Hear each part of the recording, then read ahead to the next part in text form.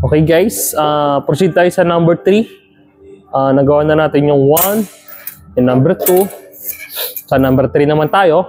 Number 3, ganito. Pagapangin nyo lang yung spatula nyo. Yan, number 3. Ganyan lang kayo lagi. Yan. Yan ang number 3. Number 4, ganito. Yan. Ganun lang lagi practice nyo. Ganyan lang lagi. Yan. Ulit-ulit lang. Ganyan lang lagi gawin nyo. Para yung kinukuha nyo dito yung control. Yan.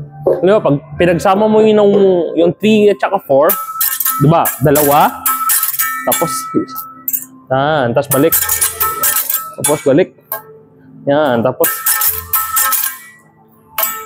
yan.